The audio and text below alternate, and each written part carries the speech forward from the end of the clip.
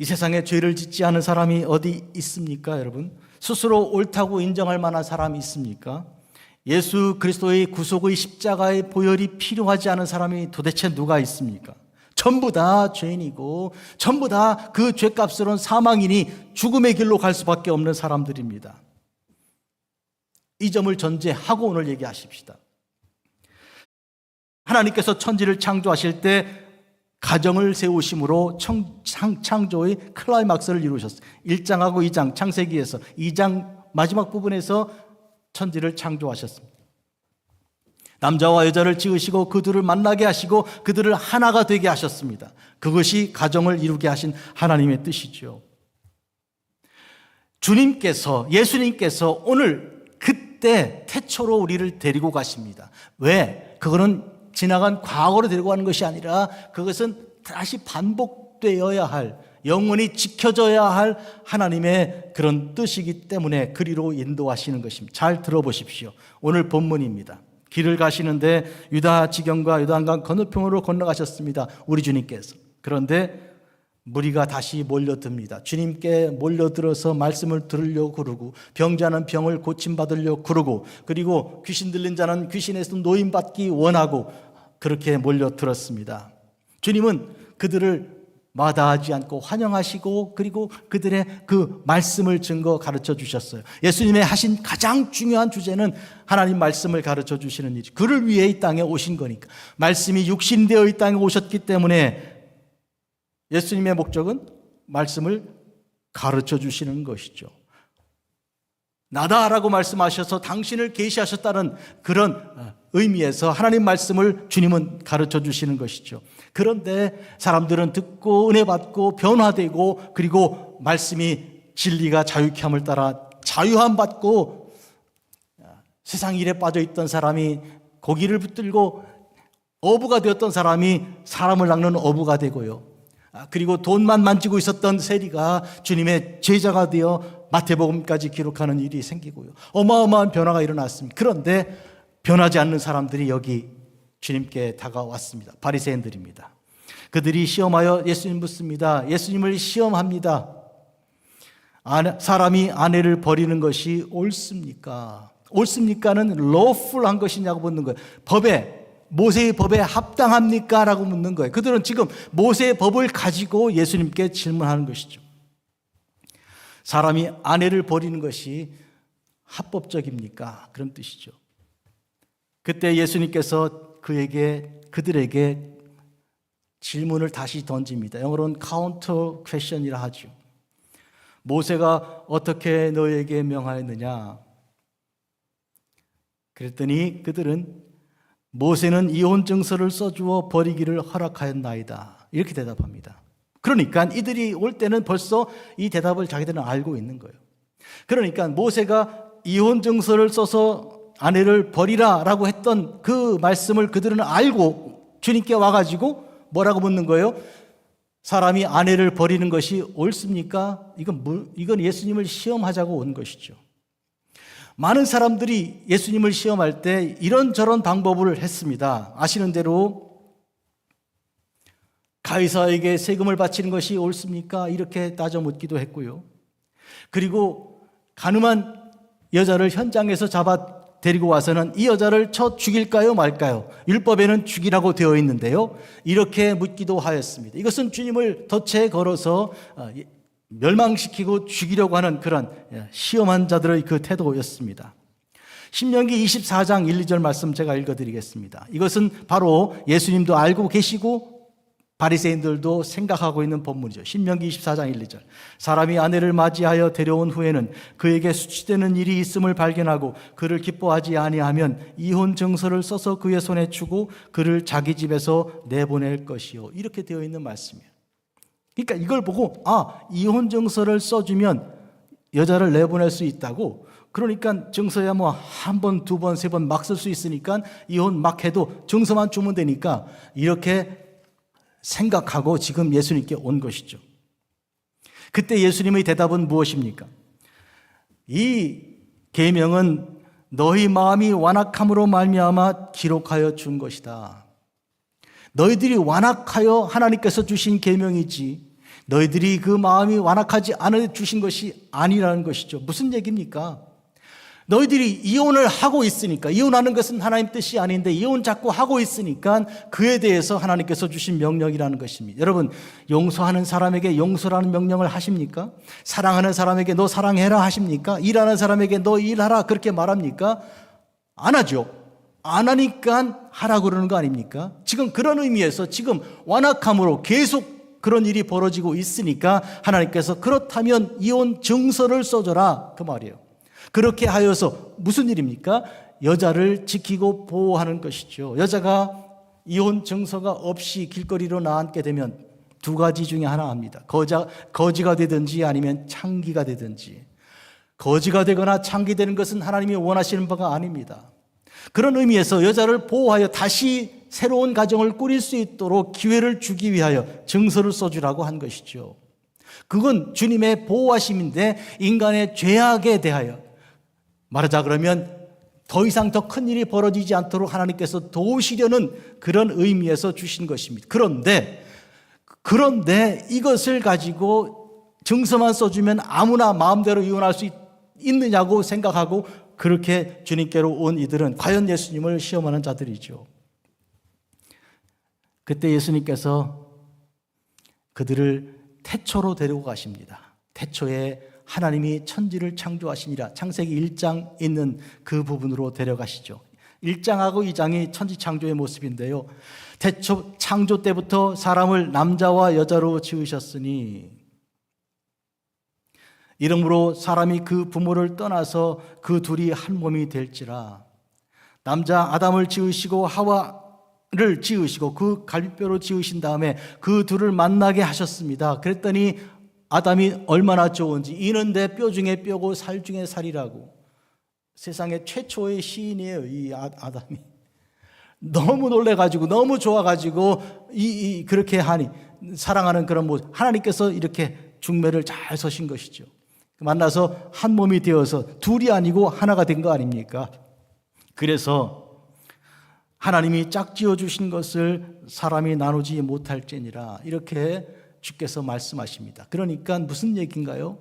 율법에는 모세가 쓴 신명기 24장에는 사람이 이혼할 때는 증서를 써주라 이렇게 썼지만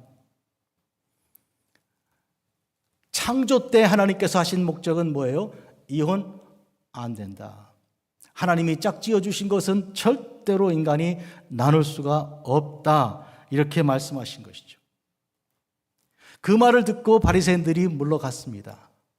왜냐하면 모세의 율법을 가지고 이야기하면 얘기 좀 해볼 수 있을 줄 생각했거든요. 그런데 보다 근본적인 문제로 들어가니까 그들은 미처 생각하지 못한 부분이었습니다. 물러갔습니다. 그런데 집에 돌아가신 후에 제자들이 예수님께 와서 다시 그 일을 묻습니다. 주님, 그 뜻을 좀 설명해 주시면 좋겠습니다. 그랬더니 주님께서 하시는 말씀 들어보십시오. 누구든지 그 아내를 버리고 다른 데 장가드는 자는 본처에게 간음을 행하는 것이다. 아내를 버리고 다른 데 장가든다면 본처에게 간음 행한 것이다. 두 번째로 만약에 아내가 남편을 버리고 다른 데로 시집가면 그것도 간음을 행한 것이다. 그러니까 남자나 여자나 이혼하면 간음을 행한 것이다.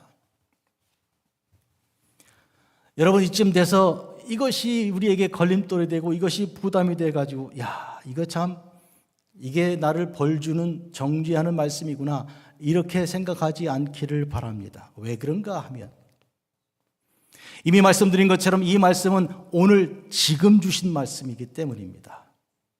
과거로 여러분이 돌이키도록 과거로 묶어서 주님 주시는 것이 아니고 그런 분이 아니십니다. 주님께서는 그렇게 하는 분이 아니십니다. 우리를 풀어서 살리시는 분이시죠. 간음죄를 짓고 현장에서 붙들려 나와 끌려 나온 사람에 대한 말씀을 이미 드린 적이 있습니다. 그 사람에 대하여 사람들은 죽여야 한다고 돌을 들고 왔습니다. 그런데 주님께서는 어떻게 하셨습니까? 땅 위에 글씨를 쓰고 계셨어요.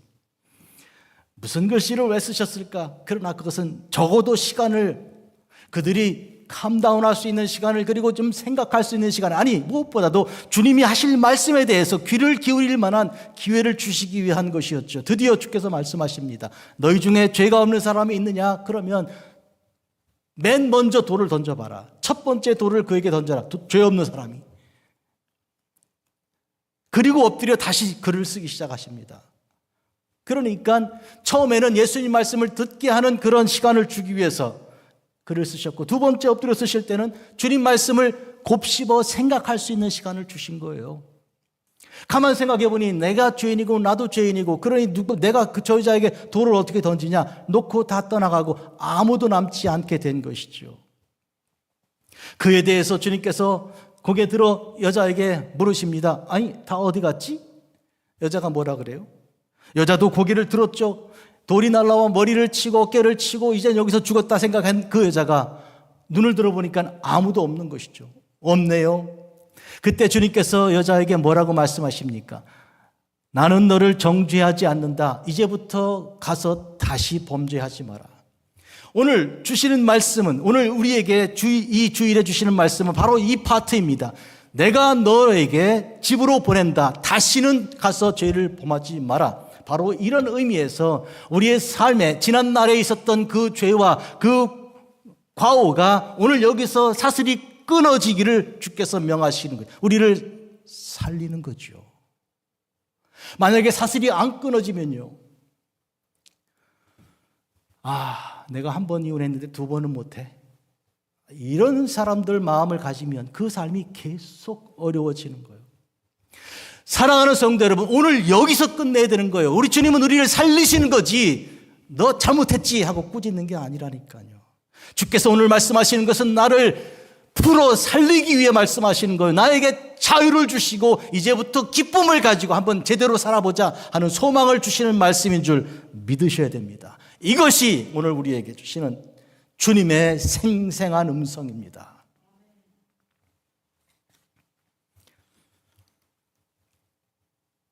자, 누가 죄 없으면 먼저 첫 번째 돌을 던져봐 주께서 하셨을 때 주님께서는 이런 말씀을 가르치셨습니다. 뭐라고 그러셨습니까? 내가 너에게 이르노니 음욕을 품고 여자를 보는 자마다 이미 간음하였느니라. 지미 카터 대통령이 이 말씀에 대해서 이렇게 얘기했어요. 나 이거 읽을 때마다 너무 찔려. 나 간음죄인이야. 부끄러워서 평생 주일학교 교사를 했던, 멀리 있으면 비행기 타고 가서라도 그 교회 가서 했던 그가 하는 말이에요. 그 사람에게만 해당되는 거 아니에요. 우리 전부 다 죄인이에요. 만약에 여러분 나는 아닌데요 한다면 그때 현장에 여자를 끌고 와 돌 가지고 치겠다는 사람들만도 안 되는 거예요. 그 사람들은 적어도 돌을 놓고 갔거든요. 사랑하는 성도 여러분, 이런 의미에서 우리 전부 다 간음죄를 지은 사람들이요. 그러니 이에 대해서 오늘 우리는 그와 같은 사슬에서 벗어나지 않으면 안 되는 의미에서 오늘 주님께서 우리에게 이 말씀을 주시는 것입니다. 마태복음의 말씀 들어보겠습니다. 오늘 마가복음과 평행구절인데요. 잘 들어보세요. 각 복음서를 여러분이 마태, 마가, 누가, 요한복음을 읽으실 때는 평행이, 즉 같은 내용이 들어있는 부분들이 나오는데 그런데 약간씩 다르고 조금 포인트가 틀립니다. 그래서 여러분들은 똑같은 걸 자꾸 나오네 하실 거 없어요. 오병이어 사건도 요한복음에 이르러서는 예수님이 당신의 살과 피를 주시는 것으로 이 뜻이 나오기 때문에 각각 다릅니다. 오늘 그런 의미에서 마태복음 5장 31, 32절 읽으면서 그 차이를 들어보십시오. 또 일렀을 때 누구든지 아내를 버리려거든 이혼 증서를 줄 것이라 하였으나, 마태복음을 읽고 있습니다. 나는 너에게 이르노니 누구든지 음행한 이유 없이 아내를 버리면 이는 그로 간음하게 함이요 누구든지 버림받은 여자에게 장가드는 자도 간음함이니라. 마가복음과 똑같은데요. 그런데 여기 하나 걸려있는 게 누구든지 음행한 이유 없이라는 조건이 걸려있는 거예요. 마태복음에는. 그 말은 음행한 이유가 있으면 여자를 버려도 된다는 것처럼 들리기가 쉽습니다, 여러분. 과연 그럴까요? 남편이 음행한 증거가 보이면, 아내가 좀 음행한 그런 것이 보이면 마음대로 합법적으로 별로 슬프지 않게 이혼할 수 있습니까? 여러분 잘 기억하십시오. 음행한 것이라는 것은 간음을 했을 때, 이혼을 했을 때 오는 것이 간음이라고 말씀드렸어요. 그러니까 이혼의 이유로서 음행을 주님께서 전제를 주신 것이 아니라 이혼하게 되면 음행하게 된다는 결과로 주신 것이죠. 이것을 굉장히 예수님께서 아주 깊이 3번, 4번 생각할 수 있도록 주신 말씀이에요. 수사학이라고 여러분 말을 할 때 그 말이 꿰뚫고 가슴에 깊이 파고 들어가게 하는 그런 말씀 있잖아요. 그런 부분에 예수님을 당할 사람 아무도 없습니다. 지금 그런 뜻이에요. 음행한 연고 아니고 여자를 버리면 간음합니다. 그 말은 무슨 얘기예요? 여자를 버리면 간음한다고 분명히 말씀하셨잖아요. 그 내용이에요. 이 말씀이. 왜 그런지 말씀드리겠습니다. 여러분, 그러면 음행한 남자는 용서하지 말라는 예수님 말씀으로 우리가 읽어도 되냐부터 반문해서 말씀드릴게요. 음행한 연고 없이 사람을 버리면 간음한 거라 그랬으니까 음행한 연고가 있으면 간음이 아니네, 이렇게 말한다는 것에 대해서 제가 말씀드리는 거예요. 그러면 다른 죄는 다 용서해도 그 죄는 용서하면 안 된다는 그런 얘기인가요? 어떻습니까? 그것처럼 들리죠? 베드로가 예수님께 와서 제가 사람이 7번 용서해드릴까? 7번 용서할 수 있을까요? 하고 물었어요. 누가 나한테 잘못했을 때 7번 그랬더니 주님께서 마태복음 18장 22절에 무슨 소리? 7번을 70번이라도 해라. 한마디로 말하면 죄 용서에 대해 수를 제한하지 말고 무한으로 해라. 숫자. 두 번째, 내용입니다, 여러분. 그러면 어떤 죄, 음행을 가지고 얘기할게요. 자, 음행에 대해서 말씀드릴게요. 이것을 어떻게 용서할 수 있나? 난 죽어도 못해, 이렇게 마음을 먹고 생각할 수 있겠지만 들어보십시오. 예수님은 어떻게 하셨습니까? 저는 이미 이 오늘 설교에 벌써 2번이나 말씀드렸어요. 음행한 현장에 잡힌 여자를 어떻게 하셨어요? 주님께서 용서하셨다고요. 아니, 예수님 용서한 것을 내가 왜 용서를 왜 못해? 예수님께서 당신은 용서하고 너희들은 용서하지 마, 그렇게 가르쳤을까 봐요? 아니거든요. 한마디로 모든 죄는 다 용서할 수 있고 용서해야 되는 것입니다. 지금 그런 마태복음에서는 그럼 음행한 연고 외에 버리는 자는 간음함이, 그 말은 무슨 얘기예요? 너희들이 이혼한다면 간음하는 거야, 음행하는 거야, 그게 음행이야, 그런 뜻으로 말씀하신 거예요. 그래서 이것은 어마어마한, 세상에 그 아리스토텔레스나 그 누구 수사학자도 말하지 못한 그런 놀라운 선언이죠.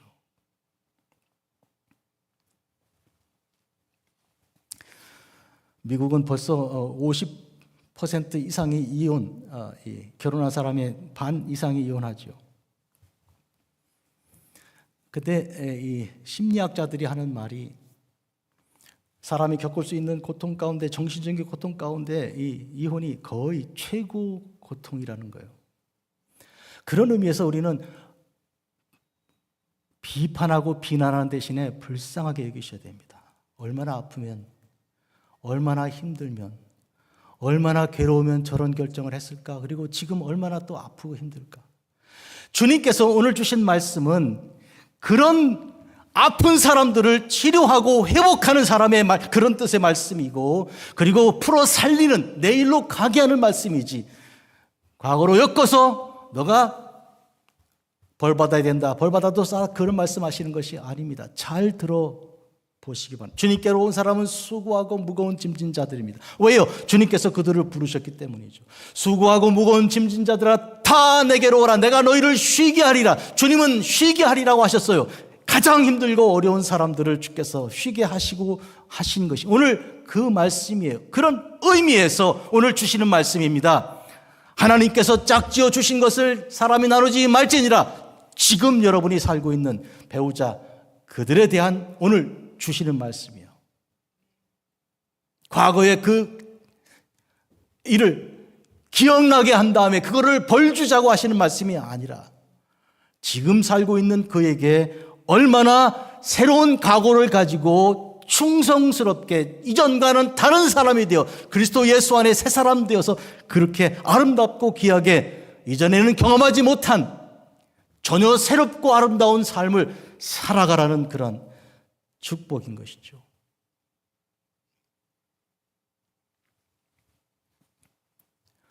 우리는 죄악의 사슬을 끊어내야 됩니다. 만약에 바리새인들처럼 하자 그러면, 그리고 욥의 세 친구들처럼 하자 그러면 우리는 사슬에서 벗어날 수가 없습니다. 계속 엮어야 되는 거예요. 여러분, 어떤 일을 당해, 예를 들어 교통사고를 당했을 때 저게 내가 지금 그때 내가 11조를 그때 안 내서 그런가 하고 엮기를 시작하면 누구나 다 성공합니다. 누가 그래요. 누가 이렇게 큰 일을 당해가지고 이렇게 아들이 죽었거나 뭐 그런 당해서 오면요, 말하는 사람들은 저 사람이 그때 예배 시간에 졸더라니까 뭐 이렇게 엮고 저렇게 엮어가지고 항상 이기고 승리하고 성공합니다. 딱 맞아요. 말이 됩니다. 그러나 그것은 주님의 방식이 아니고 바로 바리새인의 방식이고 욥의 친구들의 방식이고 무엇보다도 그들을 사주하는 사탄의 방식이죠. 주님은 그렇게 하지 않습니다. 주님은 십자가 위에서 저들의 죄를 용서해 주십시오. 저들 모르고 저러지요.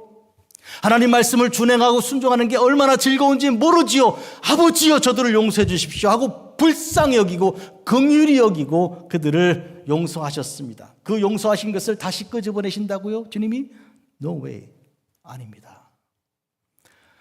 다시 말씀드립니다. 성경에 있는 모든 계명들은 과거에 나에게 찔러주기 위해 주시는 말씀이 아니고 오늘 지금 주시는 말씀이에요. 그래서 여러분이 매 순간 말씀을 들을 때마다, 읽을 때마다, 묵상할 때마다 가슴 깊이 지금 은혜 받으셔야 됩니다. 보라, 지금은 은혜 받을 만한 때요. 보라, 지금은 구원의 날이로다. 아멘. 이거를 뒤로 미루지도 마셔야 됩니다.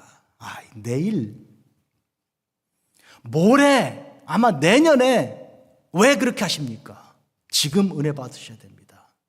세상에서 제일 중요한 순간은 지금입니다. 왜? 주님께서 지금 말씀하시니까. 2026년 1월 25일 금운교회 11시 예배 때 여러분에게 주시는 이 말씀, 주님 지금 하시는 말씀이죠. 자, 이 말씀을 듣고 알았으니 이제부터 여러분이 살아가는 삶의 방식은 무엇입니까? 그런 고통과 괴로움을 당하는 사람들을 찾아가 위로해 줄 수 있는 삶의 태도가 달라지지 않았습니까? 여러분의 삶의 방식이 완전히 변하지 않았습니까? 이런 놀라운 변화가 오늘 이 시간 주께서 말씀하심으로 이루어진 것입니다. 우리는 복받았습니다. 주님은 우리를 치료하십니다. 우리에게 내일을 열어주시고 가자, 나와 같이 가자. 기도하겠습니다. 자비롭고 거룩하신 아버지 하나님, 이 시간 주님의 말씀을 들었습니다. 주님께서 오늘 우리에게 허락하시는 복된 말씀, 여기서 그 이전에 지었던 죄와 그 죄의 그 사슬고리가 여기서 주의 말씀으로 끊어졌습니다. 진리가 너희를 자유케 하리라 하신 그 말씀대로 진리 말씀이 오늘 나를 사슬에서 풀어 자유하게 하였습니다. 과거에 매인 것이 아니고 죄악에 걸려있는 것이 아니라, 그러므로 포기하고 자포자기하고 이미 버린 몸, 이것이 아니라 누구든지 그리스도 예수 안에 있으면 새로운 피조물이라. 이전 것은 지나갔으니 보라 새 것이 되었다 하신 이 새로운 말씀으로 주셨으니 주여, 이제부터 한번 기쁘게, 한번 감사하게 주님의 영광을 따라 아름다운 이 가정에서 주님께 영광 올려 드리겠습니다. 이런 각오로 주께 나아가는 하나님의 종들을 축복합니다. 예수님의 이름으로 기도합니다. 아멘.